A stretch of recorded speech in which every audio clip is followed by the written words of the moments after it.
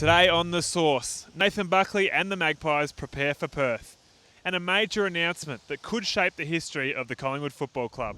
We're here at AFL House, where Collingwood has today handed in its submission to host a female football team in 2017. Collingwood CEO Gary Pert today told The Source the significance of the proposal and how it will play out if Collingwood is awarded a licence. Well, this could well be a landmark day in the history of the Collingwood Football Club. We aspire to be the biggest and best sporting club in Australia, and what that means is, moving forward, that we need to be progressive, we need to be diverse, we need to be creating a club where men and women can look at the club and see a reflection of themselves in all levels of the club. And if we're lucky enough to get one of the AFL licences, what that means is we become a bigger, more diverse and more inclusive club, and that will in so many different ways define us as a club moving forward into our future. And there wouldn't be an elite training facility for women in Australia that would be at the level that our team will hopefully start day one at. So that's pretty exciting, and certainly a lot of the girls that are talking to us about wanting to be involved, that's a big attraction to them. Another part of the submission that we're putting to the AFL is down to some of the micro components like the apparel, and in chatting to some of the current day players, the women who are saying we don't want to be wearing just the exact same jumpers as the men, which is largely happening now. Joining Pert in the endorsement of a Collingwood women's team is newly appointed Football Operations Manager Meg Hutchins.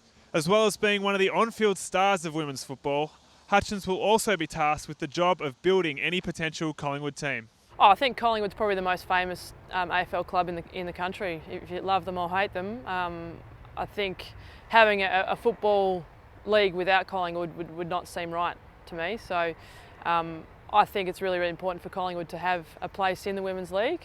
Not only will it grow the game, but also grow women's football. The full details of the Magpies submission is online now at collingwoodfc.com.au. Away from action here at AFL House, and today there was an extra face at Collingwood training at the Holden Centre. Dane Swan completed day one of his rehab program as he continues to mend from a broken foot.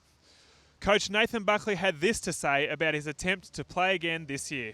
I had a good chat with Swanee a couple of days ago, and his focus is getting back for August. He's looking to get back for August. So whilst we've spoken about what his will would be, I mean, it would probably be more likely than not that he would struggle to get back. But I'm happy to hear him say that he wants to, and won't be standing in his way. We'll make sure that we look after his welfare first and foremost, and two, give him every opportunity to try and achieve that goal.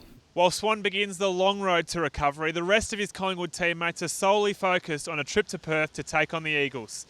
And Buckley says he's still unsure on who will make up the final 22. We'll end up taking 23 or 24 over and make the call pretty late. So we'll have a run on Saturday afternoon and get a feel for the ground, and choose the right mix after that. On a big day of news at the Collingwood Football Club, there's plenty happening online, including words from Dane Swan himself and the final 22 from 5 p.m. Thanks for tuning into The Source. Go Pies.